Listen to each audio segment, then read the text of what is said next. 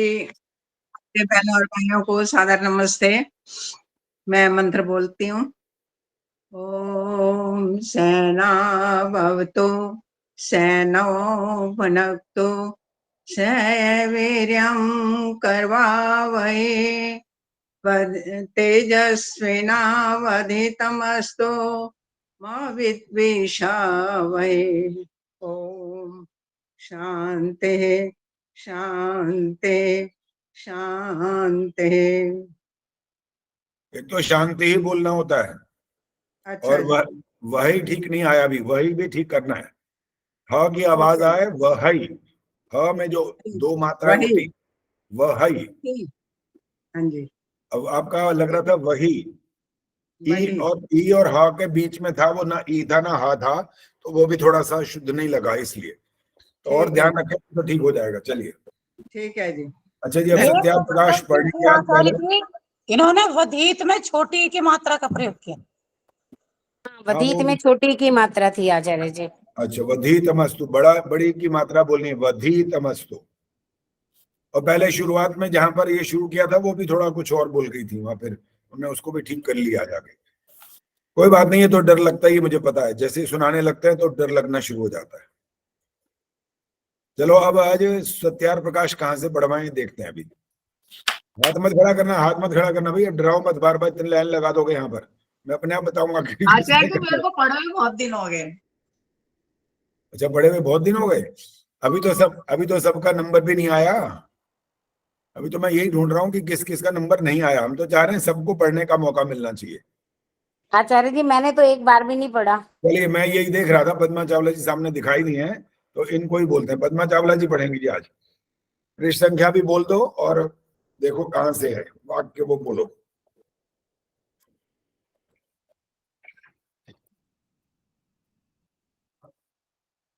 Mic on करो पद्मा दीदी। आदर्श दीदी पृष्ठ संख्या 207 है। 207, हाँ ठीक है, बिल्कुल 206 आचार्य जी। हमारे 206 तो पढ़ लिया था, नीचे 6 का अंतिम पैराग्राफ है। इसी प्रकार यहाँ से पढ़ना था, इसी प्रकार। ठीक है जी, अच्छा सबसे नीचे वाला पैराग्राफ, इसी प्रकार। हाँ जी आचार्य जी मिल गया। चलिए पढ़िए, आप पढ़िए। इसी प्रकार नाना प्रकार की जन्म मरण में तब तक जीव पड़ा रहता है कि जब तक उत्तम कर्मोपासना ज्ञान को करके मुक्ति को नहीं पाता, क्योंकि उत्तम कर्मादि करने से मनुष्यों में उत्तम जन्म और मुक्ति में महाकल्प पर्यंत जन्म मरण दुखों से रहित होकर आनंद में रहता है। अच्छा, एक शुद्ध करो अपना, जन्म नहीं बोलना होता, जन्म मरण बोलना है। जन्म मरण दुखों से रहित होकर आनंद में रहता है। चलिए आगे चलिए। प्रश्न, मुक्ति एक जन्म में होती है व अनेकों में? उत्तर, अनेक जन्मों में, क्योंकि भिद्यते हृदय ग्रंथिश्छिद्यन्ते सर्व संशयाः क्षीयन्ते चास्य कर्माणि तस्मिन् दृष्टे परावरे। जब इस जीव के हृदय को की अविद्या अज्ञान रूपी गांठ कट जाती, सब संशय छिन्न होते और दुष्ट कर्म क्षय को प्राप्त होते हैं, तभी उस परमात्मा जो कि अपने आत्मा के भीतर और बाहर व्याप रहा है उसमें निवास करता है। प्रश्न, मुक्ति में परमेश्वर में जीव मिल जाता है व पृथक रहता है? उत्तर, पृथक रहता है, क्योंकि मिल जाए तो मुक्ति का सुख कौन भोगे, और मुक्ति के जितने साधन हैं वे सब निष्फल हो जाएं। वह मुक्ति तो नहीं, किंतु जीव का प्रलय जानना चाहिए। जब जीव परमेश्वर की आज्ञा पालन, उत्तम कर्म, सत्संग, योगाभ्यास पूर्वोक्त सब साधन करता है, वही मुक्ति को पाता है। सत्यम ज्ञानमनंतम ब्रह्म यो वेद निहितम गुहायां परमे व्योमन सोष्णुते सर्वान् कामान सह ब्रह्मणा विपश्चितेति। ये तैत्तिरीय उपनिषद का श्लोक है। जो जीवात्मा अपनी बुद्धि और आत्मा में स्थित सत्य ज्ञान और अनंत आनंद स्वरूप परमात्मा को जानता है, वह उस व्यापक रूप ब्रह्म में स्थित होके उस विपश्चित अनंत विद्या युक्त ब्रह्म के साथ कामों को प्राप्त होता है। अर्थात जिस जिस आनंद की कामना करता है उस आनंद को प्राप्त होता है, वही मुक्ति कहलाती है। अभी रुक जाइए। हाँ जी। मिथिलेश जी कैम माइक ऑन करो।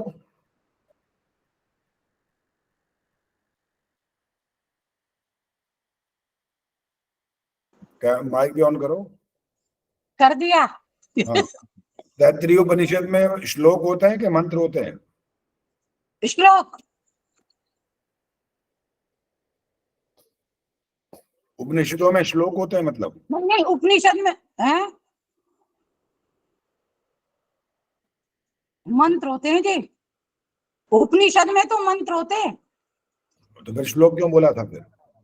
ये गलती से निकल गया। हाँ, गलती से निकल गया, वो ठीक है। कह रहे जी मतलब मैंने श्लोक बोला था। हाँ, आपने श्लोक बोला तभी तो मैं यहाँ रोका है। हाँ जी, हाँ जी। रजनीगढ़ आई हुई है क्या? रजनीगढ़ दमयंती गुप्ता जी। आचार्य जी मंत्र। हाँ ठीक है, श्लोक नहीं होते। श्लोक हमारे गीता में श्लोक हैं, और जो हमारे मनुष्यों के बनाए हुए वो भी श्लोक होते हैं, लेकिन उपनिषद आदि में मंत्र है, श्लोक नहीं होता। आचार्य जी मनुस्मृति जो है उसके श्लोक होते हैं ना? हाँ जी, उसके श्लोक होते आचार्य जी, हैं। हाँ जी, ये जो उपनिषद है ये किसने लिखे है? फिर मनुष्य ने लिखे ये? देखो मनुष्य में जो कैटेगरीज है ना, उसमें ऋषि कहलाते हैं वो लोग। मंत्र दृष्टारः ऋषयः, ये परिभाषा भी है, वो ऋषि लोग इनको लिखते हैं। और जैसे गीता में पहले कहा गया था कि इतने श्लोक हैं, अब कितने लाखों श्लोक बना दिए गए, तो वो मनुष्यों की जो रचना है ना, वो वाली, उसमें ज्ञान अज्ञान सब मिला रहता है। अब जब श्लोक हैं, जैसे गीता के श्लोक भी हैं, उसके अंदर इनसे जब व्याख्या करवाओ तो ये कहते हैं भगवान स्वयं कह रहे हैं, जब जब धर्म खत्म होता है, घटता है और पाप बढ़ता है तो मैं आता हूं। वो व्याख्या ऐसी कर देते हैं। तो मनुष्यों की बनाई हुई जो चीजें हैं, उनकी व्याख्याएं वो अवैदिक होने से ज्ञान वाली नहीं होती, अज्ञानता से युक्त होती है। तो इनको जो रचना करते हैं वो होते तो मनुष्य हैं, लेकिन उनमें उनकी कैटेगरी में उनकी योग्यता अनुसार उनको ऋषि कह दिया जाता है। ये फर्क होता है। ऋषि का मतलब आचार्य जी बड़े बालों को, जटाओं को धारण करना नहीं है, ये ध्यान रखना। कई ऋषि हम वो समझे जो चित्रों में दिखाते रहते हैं, फिल्मों में दिखाते हैं, वो ऋषि मुनि बैठे हैं, सबकी जटाएं लंबी लंबी दाढ़ियां होती हैं। ये पहचान नहीं है ऋषियों की। उनकी पहचान है मंत्र दृष्टारः, ये पहचान है उनकी। जो मंत्रों का साक्षात्कार करते हैं, उसके तह तक जाते हैं और समाधि लगाते हैं, ईश्वर से बात करते हैं, पूछते हैं। उनको कहीं भ्रम हो जाए, अगर कोई संशय हो जाए तो पूछते हैं, और फिर हमारे सामने आम जो जनता या जनता जनार्दन जिसको बोलते हैं, उनके सामने उसको सत्य को प्रकट करते हैं। ये होता है। हाँ जी, और कौन बोल रहा था? बोलो। आचार्य जी एक प्रश्न पूछूं? हाँ जी, आचार्य जी जो हमारे ये उपवेद हैं और जो ब्राह्मण ग्रंथ हैं और जो षट शास्त्र हैं, हमारे जो दर्शन, इनके जो सूक्त या जो भी इनमें मंत्र हैं, उनको मंत्र कहेंगे या उनको ये श्लोक कहेंगे, क्या कहेंगे उनको? उनकी रचना किसने की है, बात वहां से होगी पहली बात। और मंत्र ही है वो तो, उपनिषदों में मंत्र हैं। हाँ जी। और दर्शन में? दर्शन में सूत्र हैं। सूत्र है। ठीक है।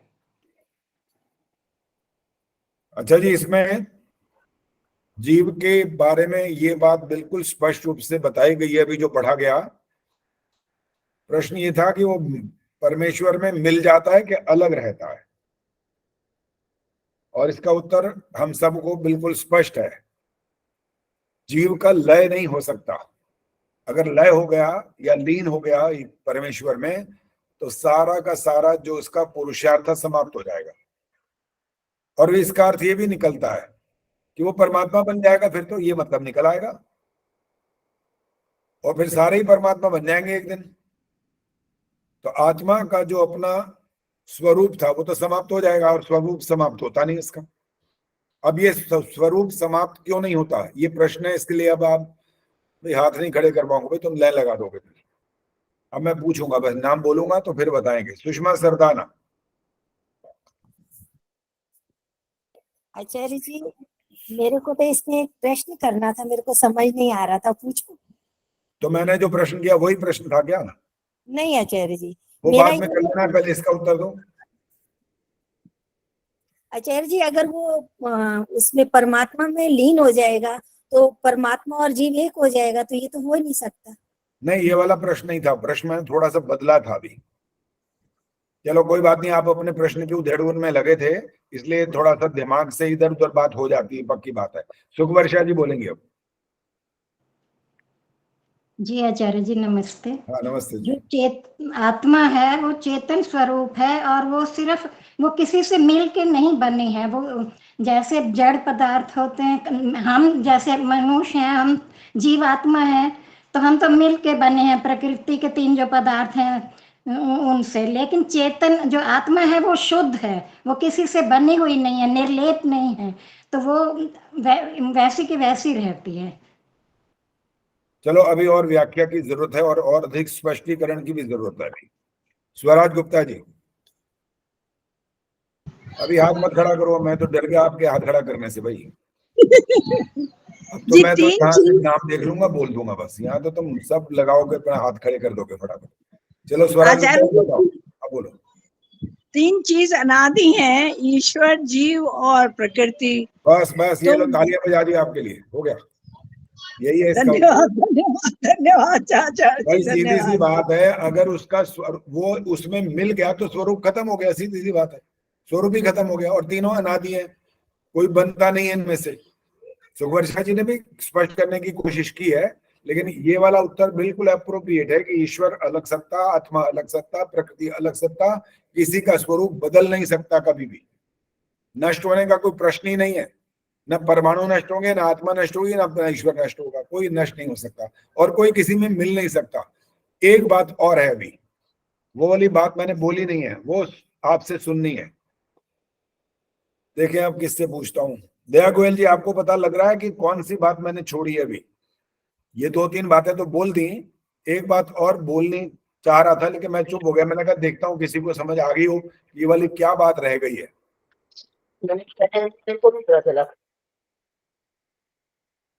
अच्छा जी, अच्छा आदर्श मेहता ने तो हाथ खड़ा कर दिया। ये तो ऐसे हाथ खड़े कर सकते हो, ये अलाउड है, वो वाले हाथ अलाउड नहीं है, वो तो लाइन लगती है। बोलो आदर्श जी, बोलो। ईश्वर सर्वशक्तिमान है और न्यायकारी है। नहीं, ये वाला उत्तर नहीं है अभी। इन तीनों का संबंध है, ध्यान रखना, मैंने हिंट दे दिया थोड़ा सा।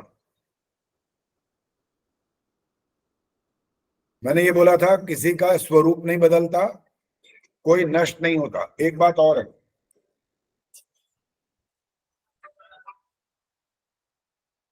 अब देख रहा हूं हाथ किसके खड़े हैं, कोई हाथ नहीं खड़ा हुआ अभी तो। सरोज बताएगी, सरोज। मैं तो मुक्ति सोचती हूँ आचार्य जी। आचार्य जी मैं कोशिश करूं? हाँ जी करो जी कोशिश, बोलो।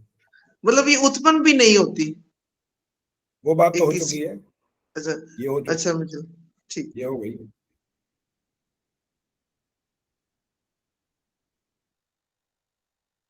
हाँ जी दमयंती गुप्ता जी बोलो। कोशिश कर दो। प्रकृति आचार्य जी जड़ है, वो चेतन है दोनों। अच्छा ये वाला इसका उत्तर दे रहे हो, ये भी नहीं है। हाँ जी पद्मा चावला जी बोलो। आचार्य जी तीनों सत्य हैं, हमेशा रहने वाले, वो बात भी हो चुकी है, अभी इनमें कोई नष्ट नहीं होता, और कोई अनंत भी है, तीनों का विनाश भी नहीं होता। अभी ये वाली बात बोल चुका हूँ, कोई बनता नहीं है, कोई नष्ट नहीं होता, कोई किसी में मिलता नहीं है। लेकिन एक वाक्य और है जो इम्पोर्टेंट है, वो अभी भी प्रयास तो आप कर रहे हो, पता नहीं। अच्छा हाँ अंजू चौधरी बोलो। आचार्य जी वो आनंद स्वरूप है। नहीं ये भी नहीं, मैं कहा तीनों का आपस में संबंध है, इस बात का ये ध्यान रखो। अच्छा वो आनंद स्वरूप है, कौन? ईश्वर है, तो बस ईश्वर की बात आ गई है। तो हाँ ईश्वर आनंद स्वरूप है, तीनों का संबंध है इस वाक्य से। इस वाक्य से। हाँ जी सुखवर्षा जी ने हाथ खड़ा किया, बोलो। जी चाहे तीनों अनादि हैं, लेकिन परमात्मा जो है वो सर्वोपरि है। परमात्मा का प्रकृति की जो है वो उसके अधीन ही रहती है। लेकिन चलो कोई नहीं, वैसे तो उत्तर ठीक है, लेकिन जो अभी उत्तर चाहिए वो नहीं है ये भी। चलो मैं बताऊं फिर अब। आचार्य जी, आत्मा को जो है भोग भोगना पड़ता है, कर्मों का फल भोगना पड़ता है। तीनों का क्या संबंध है इसका? चलो अब इसका उत्तर सुन लो। इनमें से कोई किसी का निर्माता नहीं है।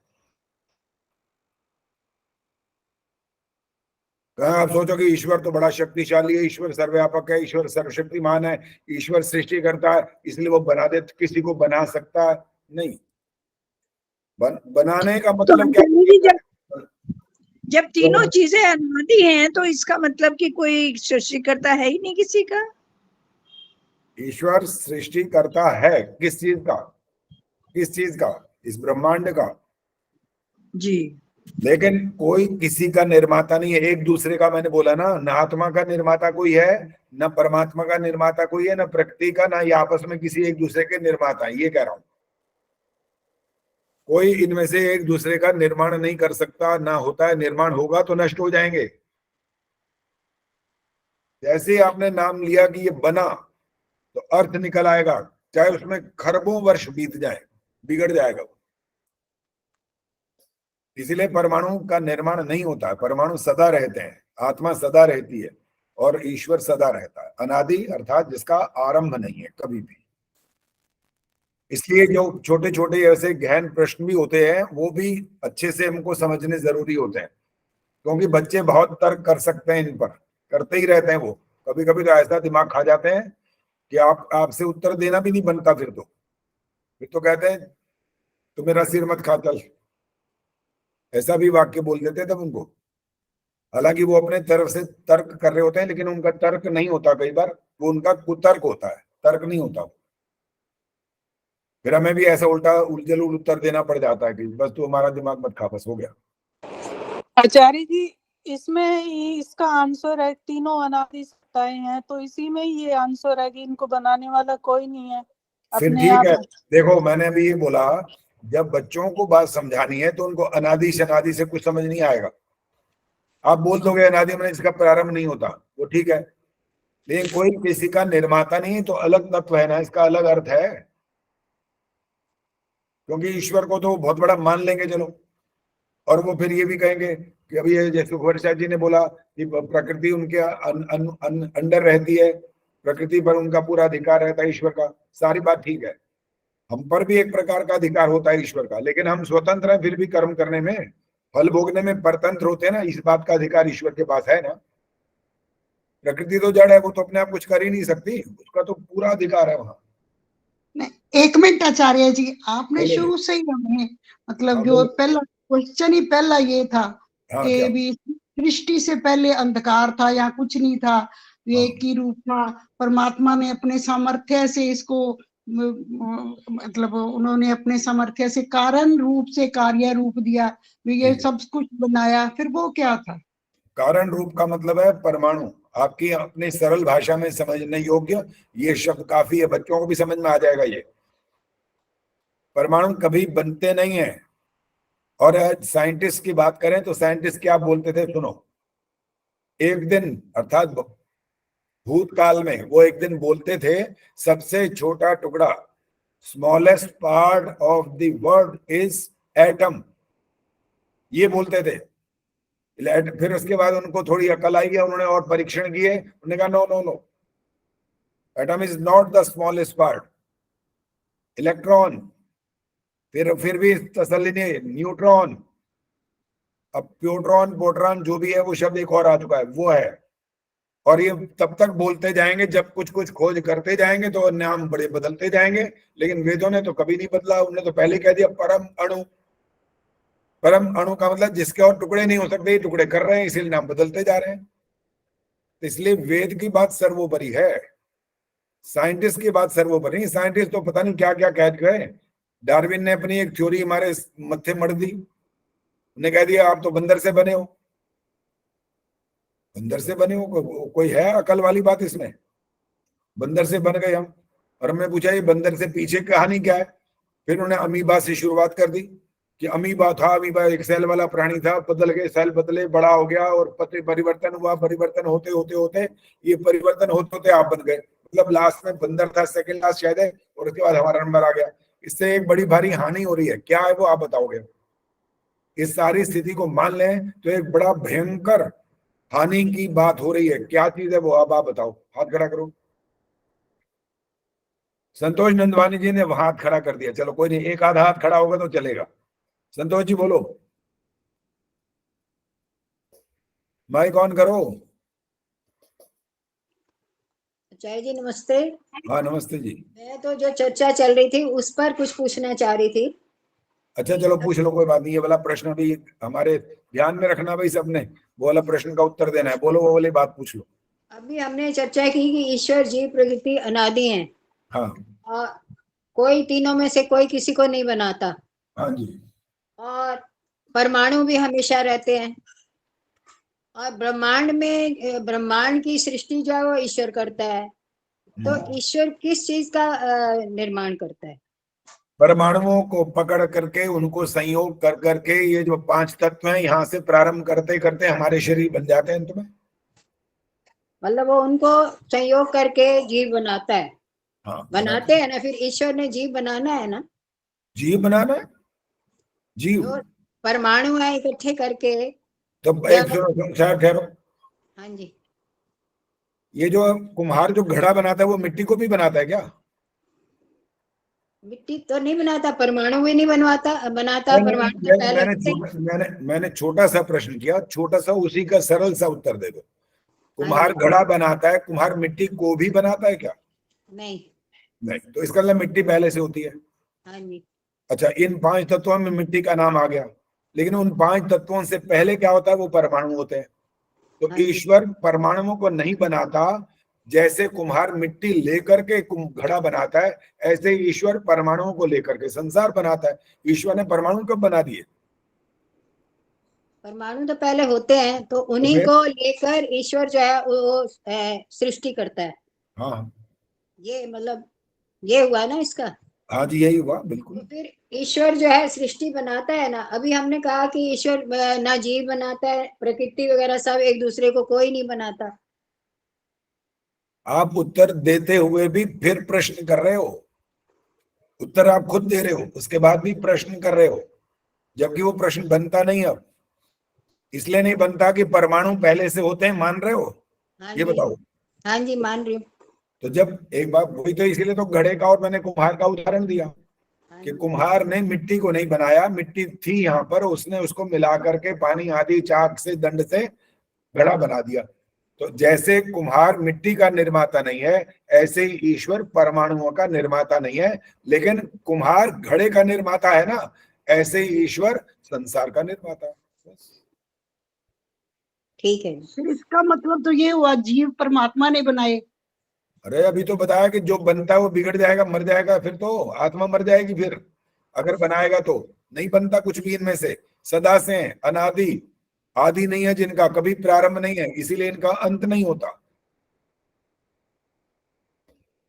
और वैसे पता है, इस प्रश्न को जब सोचते सोचते जरा दिमाग लगाए ना, तो एक मन में ये बात आने लगती है कि ईश्वर ने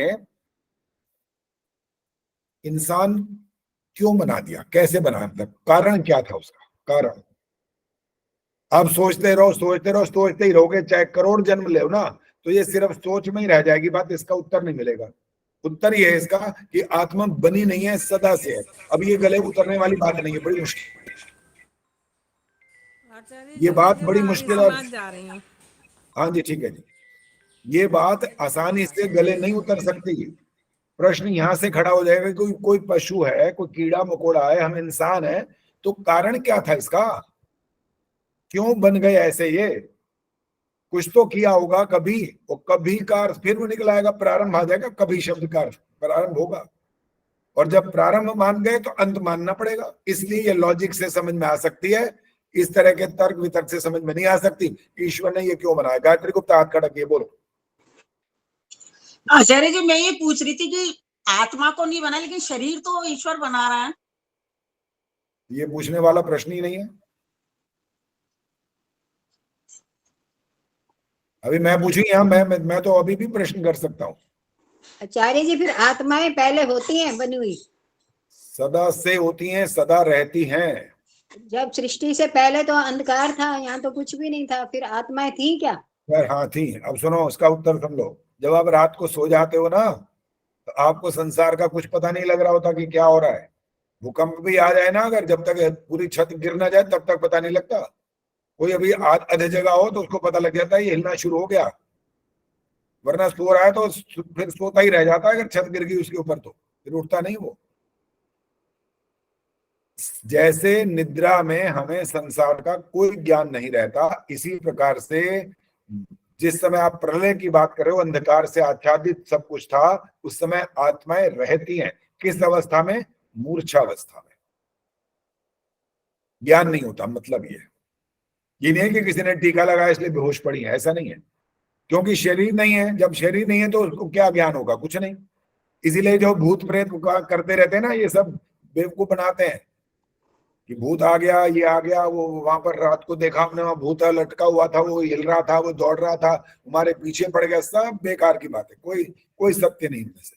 बिना साधन के, अब वाक्य ध्यान से सुनना, बिना साधन के साधक कुछ नहीं कर सकता।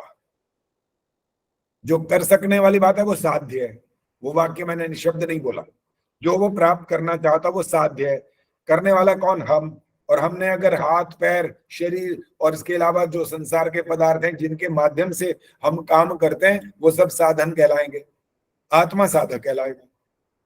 कोई इनमें से नष्ट नहीं होने वाला है। क्या चीज? ये साधन नष्ट होंगे, बस साधक नष्ट नहीं होगा।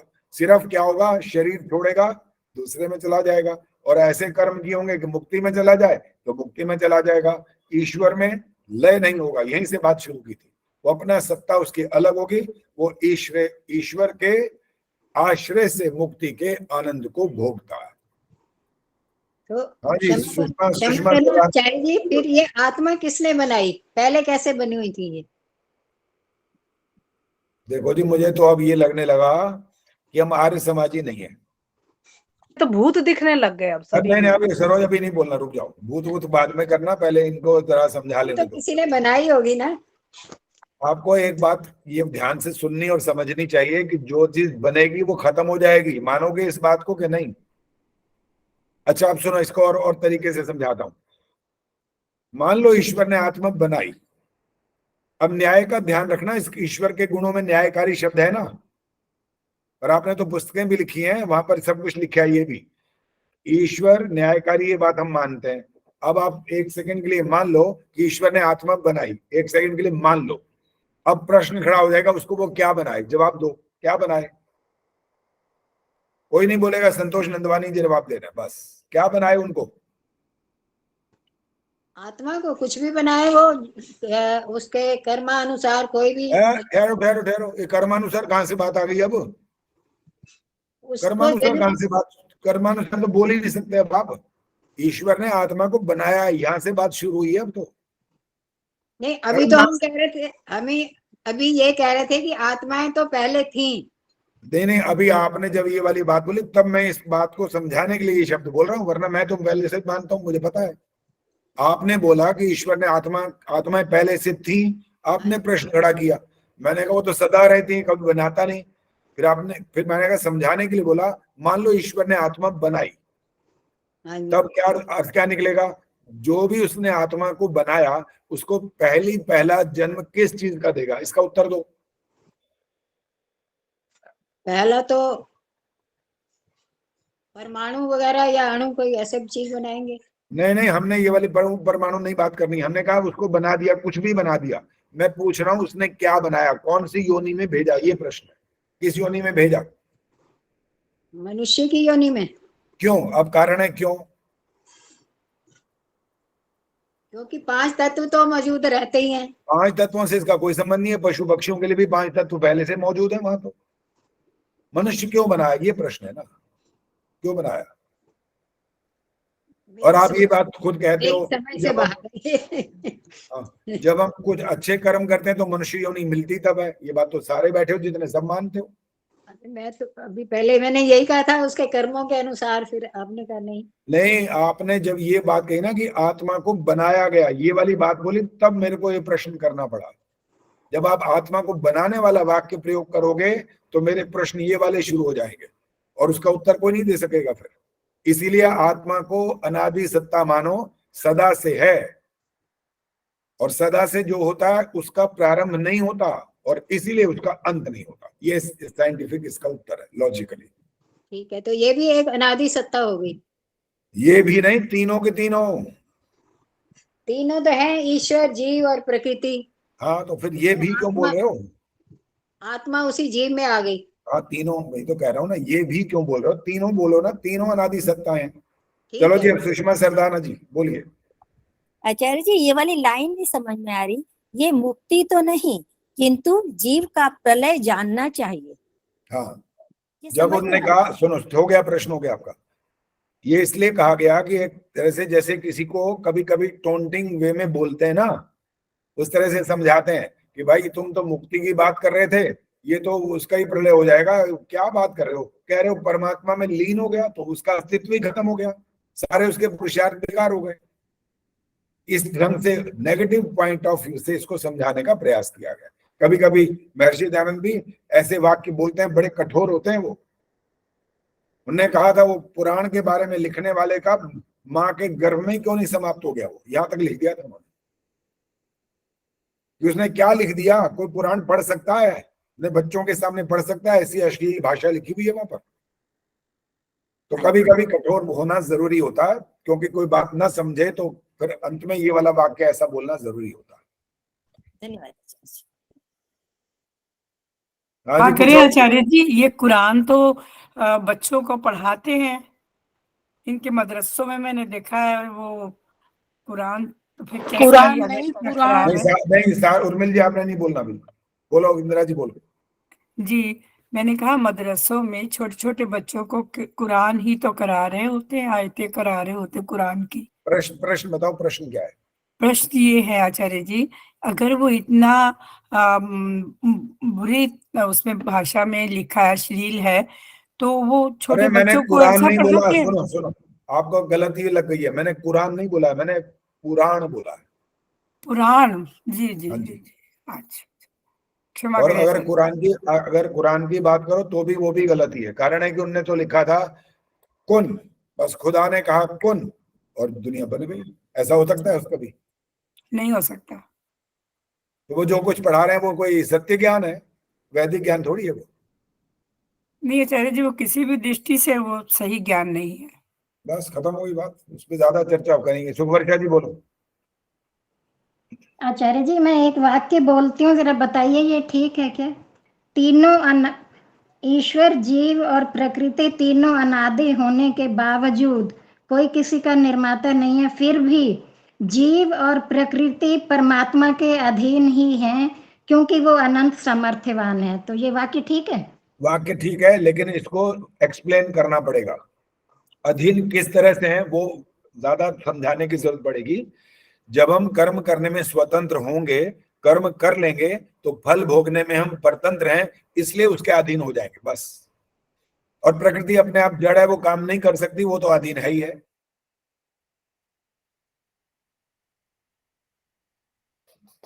हाँ जी, उर्मिल शर्मा बोलो।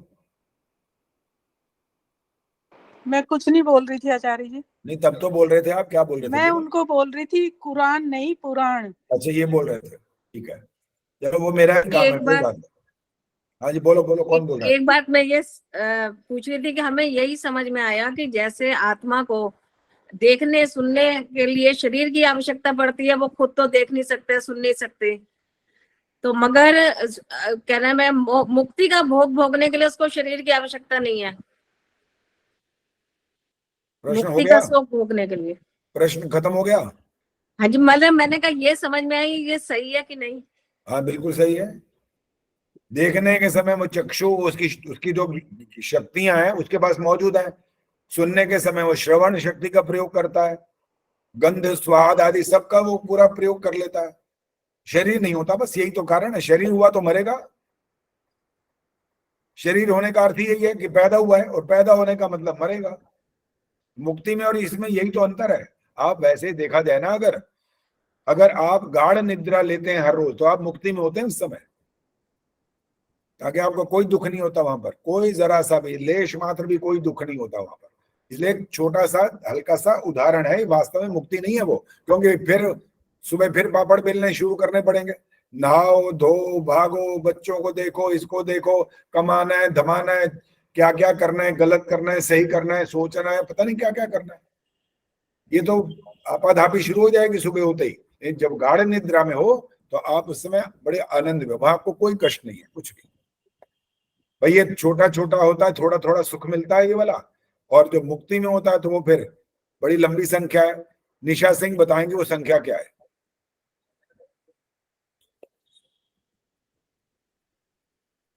माइक ऑन करके बोलना है, आता है या नहीं आता।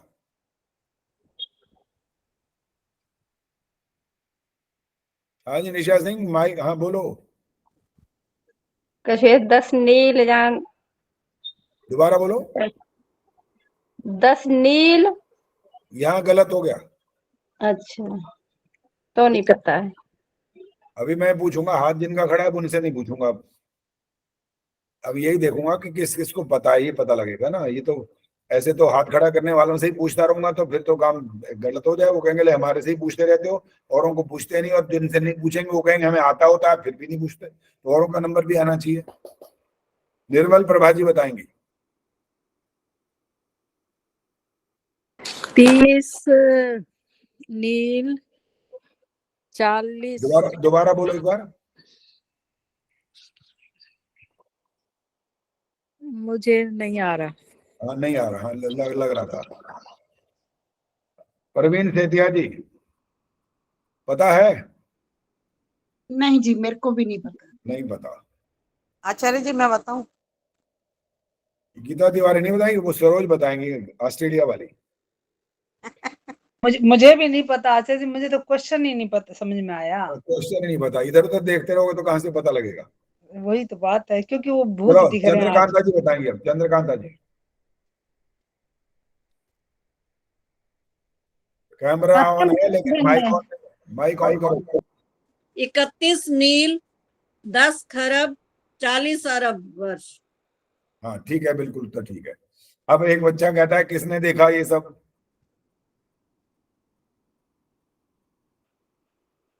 अब एक बड़ा विचित्र सा प्रश्न कर रहा हूं, ध्यान से सुनना जरा, अब कान खड़े हो जाएंगे आपको। इस बच्चे ने जो ये प्रश्न किया कि 31 नील, 10 खरब, 40 अरब वर्ष, आप कह रहे हो इतने लंबे काल तक ये जीवात्मा परमात्मा के आश्रय से मोक्ष के आनंद को भोगता है, किसने देखा है? किसी ने बताया आकर के आज तक? तुम्हारा उत्तर है नहीं, बताया नहीं है किसी ने नहीं बताया। लेकिन आप फिर वो कहता है आपको पता कैसे है? उनका वो भी जवाब दे देंगे, लेकिन तुमसे एक प्रश्न करेंगे पहले।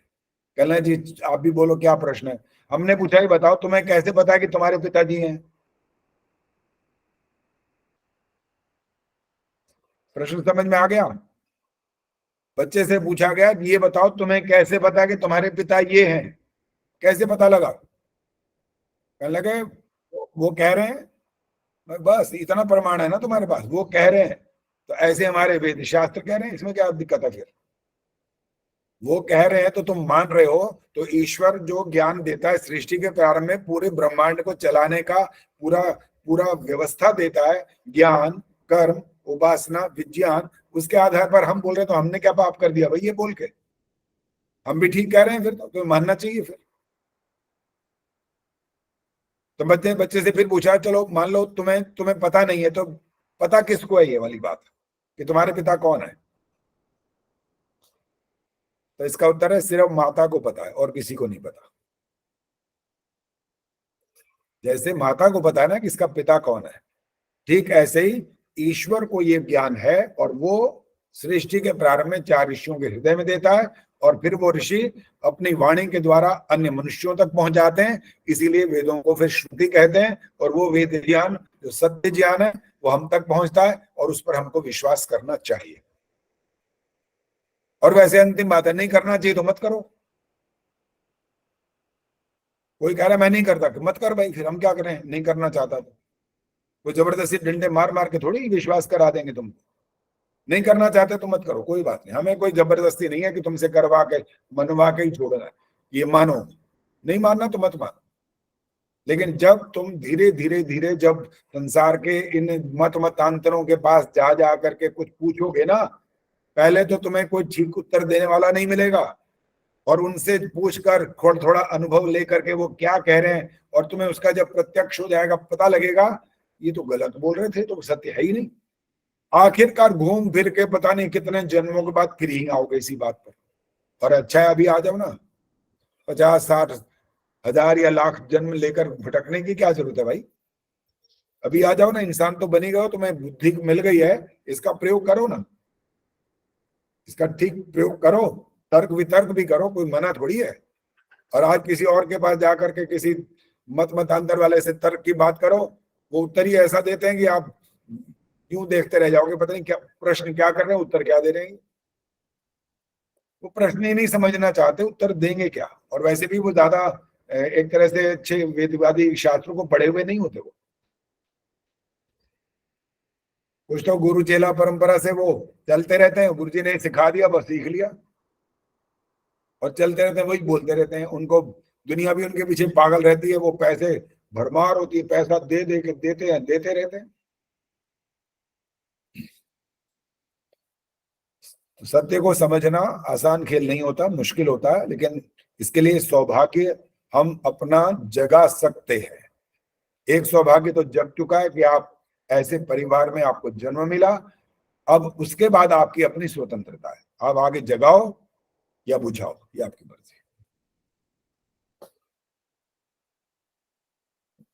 और कोई पूछना है किसी ने? आचार्य जी मुझे पूछना है। हाँ पूछो। आचार्य जी मैं ये पूछ रही हूँ कि जैसे माता के गर्भ में जो जीव आता है रज और वीर्य के मिलाप से, जैसे पहले जाइगोट, तो उसमें आत्मा तभी पड़ती है ना? हाँ जी बिल्कुल तभी पड़ती है। तो इसका मतलब एक तो माता की आत्मा हो गई, एक उसकी अपनी आत्मा, मतलब आत्मा में आत्मा, थोड़ा सा ये कंफ्यूजन। समझ गया आपका प्रश्न, समझ गया, उत्तर सुन लो। हाँ जी। आपका प्रश्न एक तरह से बहुत गहरा प्रश्न नहीं है, थोड़ा सा संशय में आप हो, इसलिए ऐसा प्रश्न कर रहे हो। किसी के शरीर में कीड़े पड़ जाते हैं, हाँ जी, उसकी अपनी आत्मा होती है ना, होती है। जिस मनुष्य की बात हो रही है उसकी अपनी आत्मा होती है ना, हाँ और उसके पेट में भी होते हैं कई सारे, तो इसका क्या अर्थ हुआ? हाँ वो आत्मा दो हो गई, मतलब आत्मा में आत्मा हो गई ना। आत्मा में आत्मा नहीं हुई है, उसका अपना शरीर है वहां पर, ये ध्यान रखना है। मतलब आत्मा मतलब दो आत्माएं, दो नहीं 50 हो सकती हैं, 50। लेकिन इसका एक आचार्य शब्द, जी जितने शरीर हुए उतने ही आत्मा हो गई उसमें। हाँ जी, अभी और वो बात पूरी करने दो। इसको समझने के लिए मैंने अपनी तरफ से शब्द गढ़ा है, मुझे पता नहीं इसका असली मतलब ये होता है कि नहीं होता। मैं एक शब्द बोलता रहता हूँ, स्वाभिमानी, अर्थात मनुष्य के अंदर जो आत्मा है वैसी आत्मा और दूसरी नहीं घुस सकती, बस ये इसका मतलब है। स्वाभिमानी आत्मा एक ही है, दूसरी किसी मनुष्य की आत्मा वहां नहीं घुस सकती। कैसे? जो भूत प्रेत आदि की जहां पर बात चल रही थी वैसी, वरना बच्चा तो आया है ना वहां पर उसके पेट में, वो तो मनुष्य वाली आत्मा है ना, लेकिन वो बाकायदा जन्म लेती है, ये मतलब है। किसी के पेट, किसी के शरीर में कोई भूत प्रेत वाली कोई आत्मा नहीं घुस जाती, जैसे दिखाते हो मार रहे हैं। औरत है लेकिन आदमियों की आवाज निकल रही है, इसलिए वो सब समझ बैठते हैं कि भूत घुसा हुआ है कोई। अरे वो तो बोल बोल के इसकी आवाज ही ऐसी हो गई है, वो लिंग भी बदल देता है। औरत होती है मैं नहीं जाऊंगा, मैं इसको खा जाऊंगा, पता नहीं क्या क्या बोलते हैं। मतलब ये है कि हर आत्मा स्वतंत्र होती है। दोबारा बोलो, क्या बोला? कि हर आत्मा जो है वो स्वतंत्र होती है। इसको और एक्सप्लेन करो, क्या मतलब है इसका? मतलब जैसे उन जो माँ के अंदर अपनी आत्मा है, वो माँ के शरीर को चला रही है, तो वो अपने कर्म करने में स्वतंत्र है। अच्छा। और लेकिन बच्चे की जो आत्मा है वो, इसका मतलब स्वतंत्र भी नहीं कह सकते उसको, तो थोड़ा सा यही कंफ्यूजन है कि मतलब आत्मा में उस स्वरूप में सिर्फ यहाँ अभी ये समझना है कि उस आत्मा के अंदर योग्यता ऐसी नहीं है, क्योंकि शरीर अभी बनना शुरू हुआ है। हाँ, और उसने अपनी स्वतंत्रता से इस माँ के यहाँ आकर के जन्म नहीं लिया है। यहाँ पर क्योंकि फल प्राप्त हो रहा है, फल भोगने में वो परतंत्र है। हाँ, जब जन्म हो जाएगा ना, वो कर्म करने में फिर स्वतंत्र एक प्रकार से कहलाएगी। वो रोना है, उसको हंसना है, क्या करना है, वो जैसे जैसे योग्यता बढ़ती जाएगी सारे कार्य शुरू हो जाएंगे। खाना पीना तो पता लग जाता है शुरू में ही, खाना नहीं होता, असल में पीना ही होता है। दूध पीता है माँ का बच्चा, वो नहीं पी सकता तो निप्पल आदि से पिलाया जाता है। कोई भी चीज हो, उसका भोजन और उसका लैट्रिन बाथरूम आदि ये सब शुरू हो जाते हैं। ये क्रम जो संसार का क्रम है वो शुरू हो जाता है। लेकिन ज्ञान वैसा नहीं होता। बस ज्ञान तब आता है जब साधन मिलते हैं, और साधनों से बढ़ते बढ़ते जितने साधन बढ़ते जाते हैं उतना ज्यादा ज्ञान प्राप्त होता है। हमारे और आपके जब हमारा जन्म हुआ था उस समय कोई रिमोट था क्या, टीवी था, लाइट भी नहीं थी, बताओ तब तो हमें तो इन चीजों का ज्ञान नहीं था ना। आज का बच्चा तो पैदा क्या होता है, जरा सा बड़ा होता है, वो आपको रिमोट का कुछ पता नहीं कि क्या क्या करना है, वो करके दिखा देता है। तो साधनों पर डिपेंड करती है बात कि साधन आप क्या उपलब्ध करा रहे हैं, तो उसका ज्ञान उतना उतना अधिक बढ़ जाता है। आचार्य जी, आप एक क्वेश्चन पूछ रहे थे, वो बीच में ही रह गया। मैंने पूछा था क्या? हाँ जी, वो डार्विन का विकासवाद वाली बात कर रहे थे। अच्छा, डार्विन वाले विकासवाद वाली सिद्धांत। हाँ, मैंने कहा उसमें एक बड़ी भारी हानि है। अगर ये वाला सिद्धांत मान लें कि ये बदल बदल के, अर्थात आगे आगे आगे प्राणी उससे ये बदलता है, फिर वो बनता है और बंदर से इंसान बन जाते हैं, तो मैंने कहा थ्योरी तो वैसे गलत है। लेकिन इसमें एक बड़ा भारी सिद्धांत जो वैदिक सिद्धांत है उसकी हानि हो रही है। वो सिद्धांत क्या है? अच्छा, आपको उत्तर पता था इसीलिए याद रहा प्रश्न? ये तो बड़ी चालाकी वाली बात है भाई। देखो है, करे आपने प्रश्न किया था, ये नहीं कह रही कि मैं उत्तर देना चाहती हूँ। नहीं नहीं आचार्य जी, मैं तो वैसे ही अंदाजा लगा रही हूँ। अच्छा, लगाओ अंदाजा, बोलो बोलो, ठीक है बोलो। मैं तो, मेरी समझ में तो ये आता है कि ईश्वर की सर्वशक्तिमत्ता जो होती है वो खत्म हो जाएगी। फिर जो मनुष्य तो बनाया नहीं और बंदर बना दिया भगवान ने, तो बंदर से इंसान बन गया, तो ईश्वर सर्वशक्तिमान है, ये वाली बात खत्म हो जाएगी। मुझे तो यही पता है। अभी बताते हैं आपको। चलो सुषमा सरदाना जी बोलो। आचार्य जी, मुझे तो ये समझ में आ रहा है कि अगर ऐसा कह दिया कि अमीबा से धीरे धीरे बनते बनते बंदर और फिर मनुष्य बना, तो हमने मानव को ज्यादा बुद्धिमान साबित कर दिया और ईश्वर को बेवकूफ समाज बना दिया कि उसको तो कुछ पता ही नहीं है, उसने तो अमीबा से शुरू करा, एक सेल से शुरू करा। अगर वो सर्वशक्तिमान है, उसको तो किसी की आवश्यकता ही नहीं है। लेकिन हम मानव इतने अपने आप को वैज्ञानिक बना के इतना मतलब विद्वान समझ लिया कि हमने ईश्वर की सत्ता को ही बेकार कर दिया, ईश्वर को ही बेवकूफ बना दिया। मुझे तो ऐसा समझ में आता है। आचार्य जी, मैं कुछ कहूँ? हाँ ईश्वरा जी बोलो।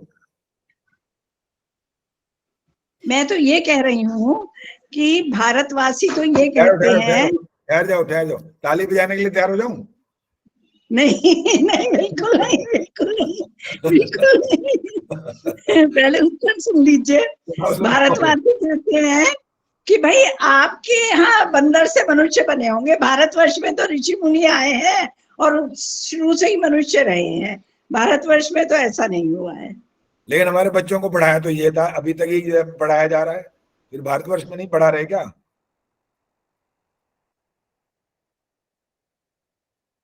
कहाँ डार्विन की थ्योरी कहाँ ऐसा पढ़ाई जाती है आचार्य जी? पढ़ाई जाती है, बताया जाता है कि ऐसे मनुष्य ऐसे बना, बंदर से बना है। हमने ऐसा ही पढ़ा था। अच्छा, अभी ये वाली बात ज्यादा मत करो, अभी उत्तर चाहिए। गायत्री गुप्ता जी बोलो, क्या बहुत बड़े सिद्धांत की हानि हो रही है? एक बात सुन लो, जो ये बता चुके हैं वो रिपीट नहीं होना चाहिए। उससे अलग उत्तर है तो बोलो, नहीं तो मत बोलो। थोड़े शब्द। आचार्य, मैं तो अपना प्रश्न पूछ रही थी। अभी नहीं, प्रश्न बाद में। इंदिरा टांगरे जी बोलो। आचार्य जी, ये ईशोपनिषद में जो पहला मंत्र है, ईशावास्य इदम सर्वै किंच जगत जगत्याम जगत तेन तक्तेन भुंजिता माँ ग्रह कस्य स्विधनम, तो इसका तो फिर ये तो खंडन हो जाता है इस बात का कि परमात्मा ने सारी सृष्टि का। हमें शास्त्री जी मत समझो अभी। आओ अब हमें समझो, बच्चा बैठा है सामने, उसको समझा रहे, वो समझाओ, मैं मंत्र नहीं सुनना अभी। या तो मंत्र बोलना है तो मंत्र बोलो, अर्थ समझाओ कि आप कहना क्या चाहते हो वो बताओ। जी, कि परमात्मा ने कहा है कि मैंने इस सारी सृष्टि की रचना करी है, हे मनुष्यों आपके भोगने के लिए, इसे आप बुद्धि त्याग पूर्वक इसका भोग करो और इसे गिद्ध की तरह से अपना ही समझ के इसका उपयोग करने का प्रयत्न नहीं करो। तो हो गया, तो ठीक है, परमात्मा ने ठीक है, बस सृष्टि की बस रचना ठीक है। करी। अंजू चौधरी बोलेंगे, बोलो। आचार्य जी, इसमें मनुष्य से बंदर नहीं बन सकता, इसमें इतरेतर भाव आ मनुष्य जाए। से बंदर नहीं बन सकता? वो बंदर से, सॉरी, मनुष्य जाति अलग है, बंदर जाति अलग है। जैसे हम अगर आम का बीज बोएंगे तो उस पर आम का ही फल निकलेगा, कोई और नहीं निकल सकता। ये इतरेतर भाव हो जाएगा। जैसे गाय से गाय ही पैदा होगी, घोड़े से घोड़ा ही होगा, उसके गुण होंगे उसी में, उसी तरह से मनुष्य ही पैदा होगा और नहीं, बंदर से मनुष्य नहीं हो सकता। अरे बाबा, ये वाली बात तो हो चुकी है कि हम उससे नहीं बने, ये वाली बात डार्विन की थ्योरी वाली गलत है, ये बात मान चुके। इसके बाद ये वाला सिद्धांत यदि मानते रहें तो एक बहुत बड़ा वैदिक सिद्धांत समाप्त हो रहा है। उस सिद्धांत का नाम बताओ, क्या चीज है वो, क्या समाप्त हो रहा है? हाँ जी, हाथ कहाँ है? कोई खड़े दिखाई तो नहीं दे रहे तो। अच्छा, पद्मा चावला जी, बोलो बोलो उधर। हाँ देख, स्नेहा आचार्य जी, पुनर्जन्म का सिद्धांत खत्म होता है? अभी बाद में बताएंगे। स्नेहा आर्या जी भी हाथ खड़ा है, चलो बोलो। स्नेहा आर्या जी कौन है? जी नमस्ते जी, मैं सोनीपत से। हाँ जी, हाँ, बोलो। ये जो हमारा वैदिक सिद्धांत है कि जो हम कर्म करते हैं उसके अनुसार हमें जाति, आयु और भोग मिलता है। बस ये हो गया, हो गया, हो गया। उत्तर ये रहा, ये आपका लिए तालियां बजा दी हैं। ये सिद्धांत समाप्त हो जाएगा, कर्म फल सिद्धांत खत्म। क्या बचेगा? जब इससे वो बदला, वो दूसरे से वो बदल गया, वो ऑटोमेटिक होता ही जा रहा है, तो कर्म कहाँ गए? कौन सा कर्म, कैसा कर्म? सब खत्म हो गया। तो कर्म सिद्धांत की हानि हो जाएगी। सबसे बड़ा सिद्धांत है हमारा वैदिक सिद्धांत, कर्म करने की स्वतंत्रता का सिद्धांत, फल भोगने की परतंत्रता का सिद्धांत समाप्त हो जाएगा वो। क्योंकि ईश्वर की उस व्यवस्था को डार्विन ने मान करके ये कह दिया कि अमीबा से कहानी शुरू कर दी और बदलते बदलते सेल बदला, प्राणी बदले, उससे परिवर्तन होते होते आप मनुष्य बन गए। तो कर्म का तो कोई अर्थ नहीं बचा ना बीच में, फिर क्या आप ऑटोमेटिक बदलते ही चले जाओगे? इसलिए वो मनुष्य, फिर मनुष्य पर स्टॉप क्यों हो गया? मनुष्य से आगे भी तो बदले ना। वो कोई बात नहीं है। एक जगह आकर के मान लो हम रुक भी जाएं कि भाई इसके बाद और नहीं हो सकता, हम इसके लिए प्रश्न ये भी खड़ा कर देगा कोई कि 31 नील 10 खरब 40 वर्ष क्यों, उससे आगे क्यों नहीं? ऐसा भी कोई प्रश्न खड़ा कर सकता है, फिर आगे क्यों नहीं, इससे भी आगे कर देता। तो इसका आगे एक स्थान पर आकर के रुकना पड़ेगा, कोई बात नहीं, हम रुक सकते हैं। आगे जो बंदर हैं वो अब मनुष्य क्यों नहीं बन रहे? हाँ वो अलग, वो ठीक है, वो वाला बात बोलो कि बंदर क्यों रुक गए, वो इंसान क्यों नहीं बने आज तक, फिर वो ठीक है। वो रुक क्यों ये गए? प्रश्न नहीं है कि मनुष्य से आगे परिवर्तन क्यों नहीं हुआ, ये नहीं हो सकता। एक जगह तो समापन होगा, और इसलिए ये वाली थ्योरी बिल्कुल गलत है कि हम इससे बने। अब प्रश्न ये है कि हम बुद्धिमान हम हैं ज्यादा, वो थोड़ी है भाई। हमारे पास कितनी योग्यता है, क्या क्या बना देते हैं। वो बंदर बेचारा क्या बना सकता है? उसके पास कौन सी योग्यता है? उछल कूद मचाता है बस, और क्या करता है वो? इसलिए वो वाले सिद्धांत को बिल्कुल 0 अंक है, कोई अंक नहीं है। और इसमें अब वो वाली बात भी साथ साथ जोड़ सकते हो आप, जितनी भी आप बोल रहे हो वो भी आप ठीक बोल रहे हो कि ईश्वर की सर्वशक्तिमत्ता पर प्रश्न चिन्ह लग जाएगा, उसकी योग्यता नहीं है इंसान को इंसान बनाने की। बाकी सब दुनिया बना सकता है तो इंसान को इंसान नहीं बना सकता क्या? बिल्कुल बना सकता है, बिल्कुल, और उसने बनाया ही है।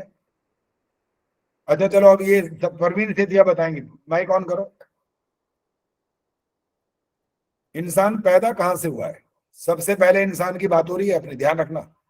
सबसे पहला इंसान कहां से पैदा हुआ?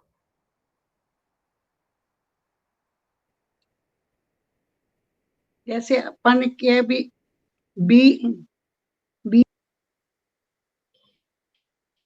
माइक ऑन रखो ना, माइक ऑन रखो, बोलो। कुछ भी पैदा होता है तो उसके लिए बीज चाहिए। मैं तो पूछ रहा हूं कहां से पैदा हुआ, ये बताओ बस। तो परमात्मा ने जीव बनाए। हम ये जीव नहीं बनाए, ध्यान रखो, ये नहीं बोल सकते आप। परमात्मा ने जीव बनाए नहीं, शरीर बनाए, लेकिन वो कहाँ से पैदा हुआ, ये प्रश्न ये हो रहा है, कहाँ से पैदा हुआ मनुष्य। आचार्य जी मैं बताऊं, अभी नहीं, पहले हाथ खड़े करते रहो बस, बाकी देखेंगे किसको देना है। ये सारे कैमरे बंद करके बैठे हैं, बताओ 1 2 3 4 5 6 7 8 9 10 11 12 13 14 कैमरे ही बंद है, तो कैसे पता लगेगा कौन है। कोई नया बंदा दिखेगा तो मैं तो चाहता हूँ उनको मौका मिलना चाहिए ना। नहीं मेरे को नहीं पता। नहीं 1 मिनट रुक जाओगी। आचार्य चलो संतोष बताएंगे, संतोष सोनीपत से है ना आप?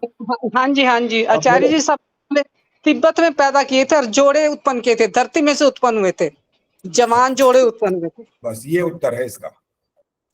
प्रवीण जी सुन लिया आपने, मनुष्य कहाँ से पैदा हुआ, धरती में से। ठीक है, हाँ जी। अब बताओ संतुष्ट हो के आपको लग रहा है कि धरती में से कैसे पैदा हो गया?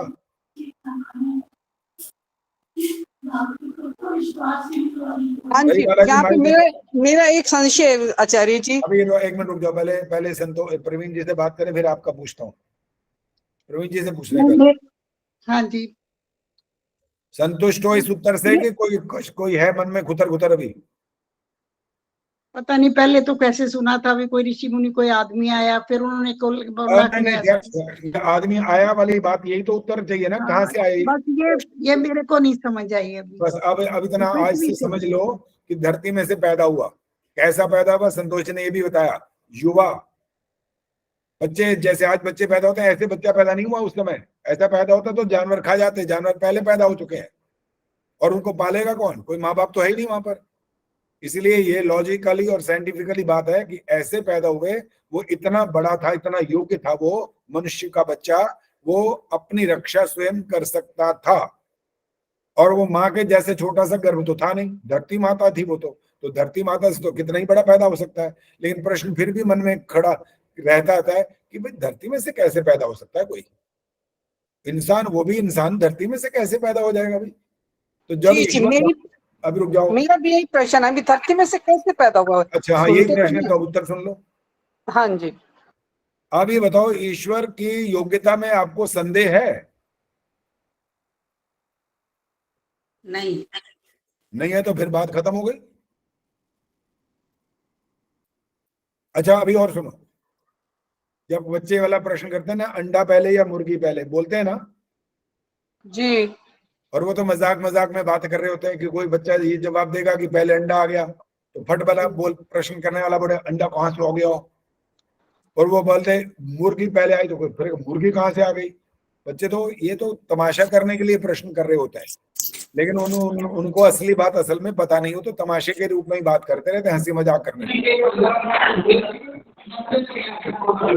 भाई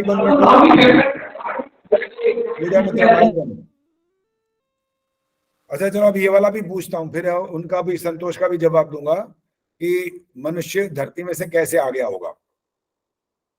गीता तिवारी भाई कौन करो, तुमने अभी हाथ बहुत बार खड़े किए और बोला भी है, तो अब तुमसे पूछ ही लेता हूँ। अब बताओ पहले अंडा आया कि मुर्गी आई, ये बताओ। पहले अंडा आया आचार्य जी। कहाँ से आया? ईश्वर ने ही उस सबसे पहले अंडे को ही उत्पन्न किया, जब उससे फिर मुर्गी हुई। जिस प्रकार वृक्ष और बीज में से अंडा अरे छोटा सा उत्तर, तो छोटा प्रश्न उत्तर किया करो। अंडा उत्पन्न क्यों किया? आगे जीव उत्पन्न करने के लिए मुर्गियों को। मुर्गी बना करके नहीं कर सकता था ऐसा? हमें मनुष्य को तो बनाया नहीं ऐसा, हमको अंडे से पैदा हुए हैं, हम भी तो मनुष्य के रूप में आ गए, तो मुर्गी नहीं बना सकता था पहले? आचार्य जी सबसे पहले छोटी चीज को ही ईश्वर बनाता है सबसे पहले। जैसे बीज को बनाया तो उससे वृक्ष हो गया, इसी प्रकार पहले अंडे को बनाया तो फिर उससे मुर्गियां उत्पन्न हुई हैं। तो हम अंडे से छोटे थे क्या, बड़े थे हम जी? मनुष्य अंडे से छोटा था या बड़ा था? तो फिर ऐसे तो बच्चे भी बना सकता था पहले। प्रवीण जी ऐसे नहीं बोल रहा हूँ, मनुष्य तो बड़ा था। हाँ बोलो। मनुष्य को भी बनाना था, तो अलग अलग जीवों को, जो मनुष्य नहीं, अभी आपने ये बोला कि छोटी चीज को बनाया उसने। अंडा छोटा था, मुर्गी बड़ी थी, इसलिए छोटा बना दिया, पहले छोटी चीज बना। मैं कहा मनुष्य से छोटा है क्या? नहीं। अंडा तो इतना सा है और मनुष्य कितना बड़ा है, 5, 4, 6 फुट का तो होगा, पता नहीं कितना फुट का हो, चलो कोई बात नहीं, जो भी हो होगा तो 3, 4 फुट का तब। तो इसलिए ये वाला उत्तर तो आपका गलत हो गया। मनुष्य छोटी जाति चीज पहले बनने बनाओ। के लिए, मनुष्य जाति बनाने के लिए मनुष्य को उत्पन्न किया गया। अरे मुर्गी फिर जाति वहां अलग अलग मत जाओ, अभी उसी प्रश्न पर अड़े रहो। आपका प्रश्न आपसे चल रहा है। आपने बोला अंडा छोटा था इसलिए बना दिया, मुर्गी बड़ी थी इसलिए नहीं बनाई, छोटी चीज पहले बनाते हैं, उत्तर गलत है। अब प्रश्न ये था कि मुर्गी क्यों नहीं बनाई। अब इसका जवाब अगर है तो दो, नहीं तो मैं आगे बात करूं। छोटे और बड़े का प्रश्न खत्म हो गया ना। यदि मुर्गी बनानी पड़ती तो वो 2 मुर्गियां बनाते, फिर मुर्गा मुर्गी। तब तो एक बात बताओ, क्या उसने मनुष्य को एक आदमी बनाया था क्या, सिर्फ औरत नहीं बनाई थी क्या साथ में? बनाई थी। तो फिर वहां क्या दिक्कत है? फिर मुर्गा भी बना देता, मुर्गी भी बना देता, फिर उसमें क्या दिक्कत है? लेकिन 2 नहीं असंख्य बनाए। अभी इनको समझाने के लिए चलने दो, वो तो बताएंगे इनको बाद में कि 1 बनाए के 2 बनाए के 50 बनाए, हजारों बनाए। सुनो, अब उसका उत्तर सुन लो। अंडा ही क्यों बनाया और मनुष्य को मनुष्य रूप में क्यों पैदा किया? सृष्टि के आगे जो नियम चलने होते हैं ना, ईश्वर ने उस तरह से पहले अंडा बनाया, क्योंकि जो अंडे से पैदा होने वाले जीव होंगे ना, उनका अंडा बनाएगा ईश्वर। और हम जो शरीरधारी होते हैं, हमारे जो भी शरीरधारी हैं संसार में, उनको सीधा शरीर उत्पन्न करेगा। ये नियम है, क्योंकि अमैथुनी सृष्टि में यह नियम बना दिया जाता है। उसके बाद संयोग से चलता है काम, बस। अब यह संतोष जी का प्रश्न का उत्तर कि इंसान को धरती में से कैसे पैदा कर दिया। हालांकि मैंने इनको एक प्रश्न कर दिया था, उन्होंने मान लिया उसको।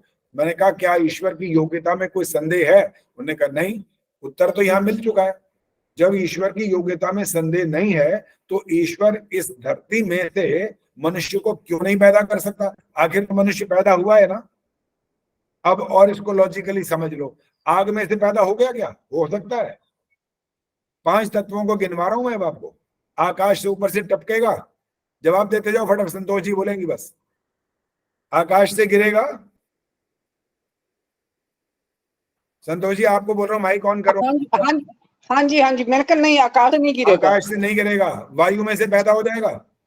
नहीं जल का प्राणी है क्या ये? जल में से पैदा होगा? नहीं। आग का प्राणी, आग में से पैदा होगा? नहीं। धरती का प्राणी है? धरती का प्राणी आचार्य, धरती के बीच में दबा रहा मनुष्य, उसके आंखें हैं, पैर हैं। बात करेंगे, पहले जिसका जो जवाब चल रहा है वो उसका जवाब दो बस। धरती का प्राणी है? धरती का प्राणी मतलब समझी नहीं मैं। मतलब धरती पे रहता है कि हवा में रहता है, कहाँ रहता है? धरती पर बस। तो इसलिए धरती में से पैदा हुआ, बाकी किसी में से पैदा हो ही नहीं सकता। ये लॉजिक है यार। अब कैसे हुआ, क्यों हुआ, वो वाले प्रश्न बाद में करेंगे। सिर्फ इतना मानना है पहले कि धरती में से पैदा हो सकता है कि नहीं। आकाश से नहीं हो सकता, वायु से नहीं हो सकता, जल से नहीं हो सकता, और अपना ये 4 तत्वों से नहीं हो सकता। धरती में से पैदा हो सकता है क्योंकि हुआ है। इसका मतलब यही है। देखो 3 व्यक्ति हैं हमारे सामने, और 3 व्यक्तियों में से एक पदार्थ एक के पास है। आपने 2 की तलाशी ले ली, तीसरे की तलाशी लो या ना लो, उसके पास है वो चीज। अंडरस्टूड है? अब ये नहीं मानना वो आपकी मर्जी है, वो आपकी मर्जी है, कोई जबरदस्ती कुछ नहीं है। नहीं मानना चाहते मत मान, लेकिन बिल्कुल स्पष्ट है। फिर से एक बार फिर से ये 3 वाला उदाहरण। एक पदार्थ, एक चीज किसी एक के पास है। 3 व्यक्ति हैं दुनिया में केवल। हाँ जी, केवल 3 है। आपने 2 की तलाशी ले ली है। अच्छा, तो फिर अंडरस्टूड, सब ढूंढ लिया, उसके पास नहीं मिली, तो इसका मतलब क्या? तीसरे की तलाशी लें या न लें, उसके पास है। बिल्कुल। इसीलिए 4 तत्वों में से ये पैदा नहीं हो सकता। इसका अर्थ है 5वें में से पैदा होगा। अच्छा। और कैसे पैदा होगा? ईश्वर की सर्वशक्तिमत्ता से, और कोई आधार ही नहीं है। बस जब वो बाकी सबको धरती में से पैदा कर सकता है, जब वो बाकी सबको पैदा कर सकता है, तो मनुष्य को क्यों नहीं? जी। और उसके बाद तो मैंने कहा ये सृष्टि का क्रम चलाने का तरीका है, ये अमैथुनी सृष्टि है। बाद में तो संयोग से होगी, बिना उसके तो बाकी पैदा नहीं होंगे। वो क्रम बदल जाएगा वहां पर, क्योंकि सृष्टि का प्रारंभ करना इसलिए ऐसा नियम है। चलो जी, उर्मेश शर्मा बोलो। आचार्य जी, जब ईश्वर की सामर्थ्य तो असीम है, तो वो आकाश से भी गिरा सकता है, बना सकता है, इंसानों को वायु से भी पैदा कर सकता है, धरती से ही क्यों किया? इसलिए किया क्योंकि वो धरती का प्राणी है। हवा में से पैदा करने का क्या अर्थ निकलेगा? हवा में कोई चीज पैदा होती है वैसे क्या? ईश्वर धरती तो हवा कुछ में भी कर सकता है। नहीं, कुछ ये गलत है आपका उत्तर। सर्वशक्तिमान का यही अर्थ लोगों ने बोल रखा है, आप भी वही बोल रहे हो। सर्वशक्तिमान का अर्थ लोग भैया बच्चे बोलते हैं सर्वशक्तिमान, सारी शक्तियों वाला, जिसमें सारी शक्तियां। बिल्कुल गलत उत्तर है ये। सर्वशक्तिमान का अर्थ जो अपने कार्यों को बिना किसी की सहायता के पूर्ण करता है। और इसका मतलब नहीं है कि वो सब कुछ कर सकता है, नो, सब कुछ नहीं कर सकता। वो एक अपने जैसा ईश्वर बना सकता है क्या? जवाब दो। और जिसने मुक्ति वाले कर्म नहीं किए उसको मुक्ति में भेज सकता है क्या? अब इन सब के उत्तर आएंगे नो। इसलिए ईश्वर को इस तरह से, इस तरह के बंधन में मत बांधने की कोशिश करो कि वो ये भी कर सकता था, वो ऐसा भी कर सकता है। नो, नहीं कर सकता। अपने नियम के मुताबिक कर रहा है वो सब। क्योंकि संसार में देख रहे हैं सब पैदा पृथ्वी से ही होता है। ये आकाश में पैदा नहीं होता है कुछ भी, वायु में पैदा नहीं होता। अग्नि में जो होते हैं जीव जो होते हैं वहां, वो उनकी बात अलग है। हम मनुष्य हैं, हम मनुष्यों की बात कर रहे हैं ना इस समय। तो इसलिए हम कहां से पैदा हुए? धरती में से। कहां रहते हैं? धरती पर।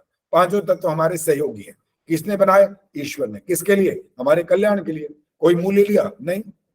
क्यों? वो हमारा भला चाहता है इसलिए। और संसार से भला करवा के देख लो कौन भला करता है जरा। एक बार किसी से लो, दूसरी बार वापस नहीं किया तो अगली बार देगा नहीं। संसार तो ये होता है। और ईश्वर तो है जो आपका सबका कल्याण चाहता है, इसीलिए आपको सब कुछ देता है बिना मांगे और बिना मूल्य के। बस, और कोई बात नहीं होगी। आचार्य जी एक प्रश्न है। अभी नहीं होगा, अब होगा बुधवार को। ठीक है। ओम द्यौः शान्तिरन्तरिक्षं शान्तिः पृथिवी शान्तिरापः शान्तिरोषधयः शान्तिः वनस्पतयः शान्तिर्विश्वे देवाः शान्तिर्ब्रह्म शान्तिः सर्वं शान्तिः शान्तिरेव शान्तिः सा मा शान्तिरेधि। ओम शान्तिः शान्तिः शान्तिः। जो बोले सो अभय। जगत गुरु महर्षि दयानंद की जय। भारत माता की जय। आर्य समाज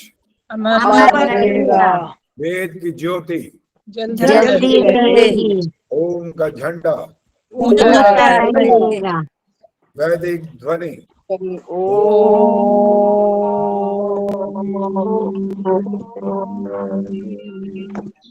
वैदिक अभिवादन सभी को।